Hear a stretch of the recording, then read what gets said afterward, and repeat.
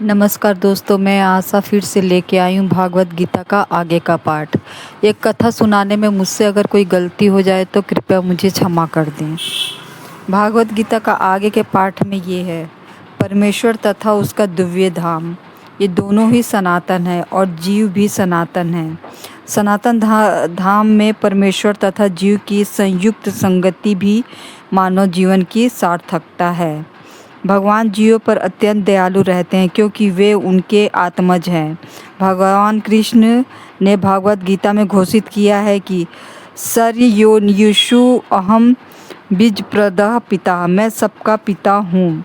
निसंदेह अपने अपने कर्मों के अनुसार नाना प्रकार के जीव हैं, लेकिन यहाँ पर कृष्ण कहते हैं कि वे उन सबके पिता है। अतः भगवान उस समस्त पतित वृद्ध जीवों का उद्धार करने तथा उन्हें सनातन धाम वापस बुलाने के लिए अवतरित होते हैं, जिससे सनातन जीव भगवान की नित्य संगति में रहकर अपनी सनातन स्थिति को पुनः प्राप्त कर सके। भगवान स्वयं नाना अवतारों के रूप में अवतरित होते हैं या फिर अपने विश्वस्त सेवकों को अपने पुत्र, पार्षदों या आचार्य के रूप में इन बद्ध जीवों का उद्धार करने के लिए भेजते हैं।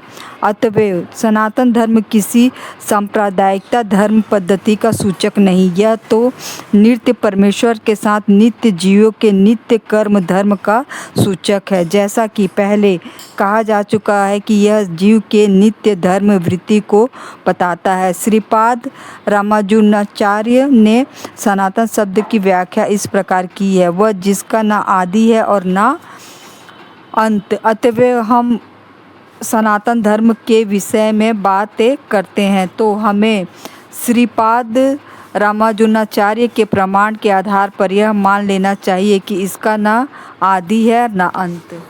अंग्रेजी का रिलीजन शब्द सनातन धर्म से थोड़ा भिन्न है।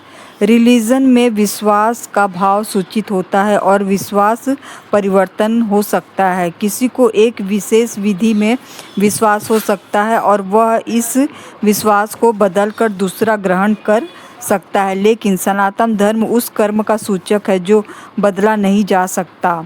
उदाहरणार्थ, न तो जल से उसकी तरलता विलग की जा सकती है, न अग्नि से ऊष्मा विलग किया जा सकता है।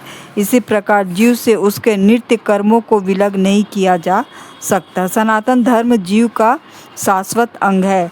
अतएव जब हम सनातन धर्म के विषय में बात करते हैं तो हमें श्रीपाद रामानुजाचार्य के प्रमाण को मानना चाहिए कि उसका न तो आदि है न अंत। जिसका आदि अंत न हो वह सांप्रदायिकता नहीं हो सकता, क्योंकि उसे किसी सीमा में नहीं बांधा जा सकता।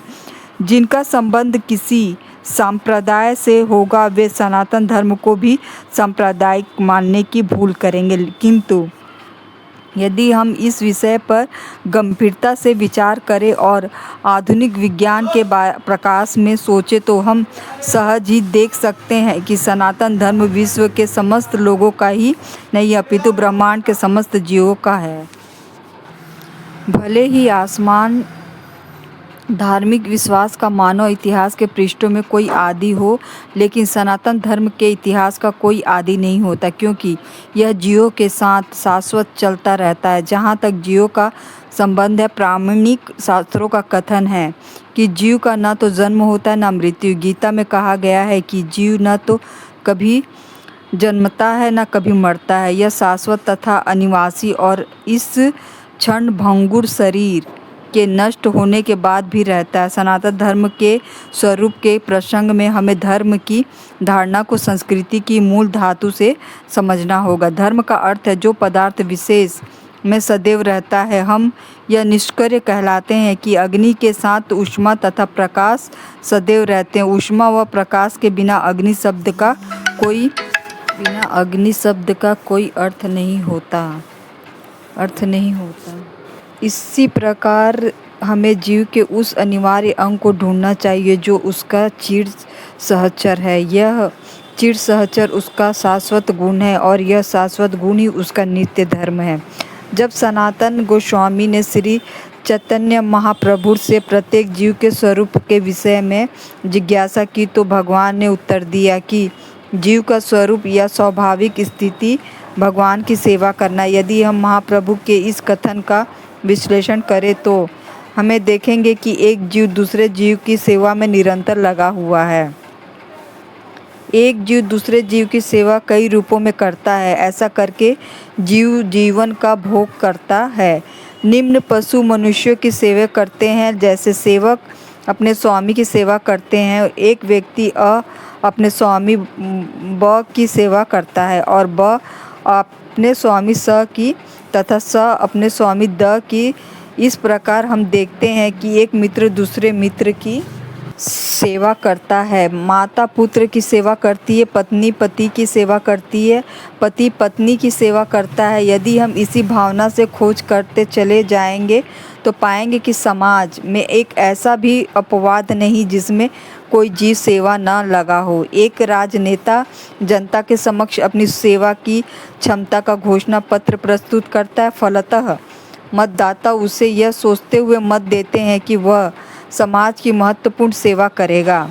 दुकानदार अपने ग्राहक की सेवा करता है और कारीगर शिल्पी पूंजीपतियों की सेवा करते हैं। पूंजीपति अपने परिवार की सेवा करता है और परिवार शाश्वत जीव की शाश्वत सेवा क्षमता से राज्य की सेवा करता है। इस प्रकार हम देखते हैं कि कोई भी जीव अन्य जीव की सेवा करने से मुक्त नहीं है।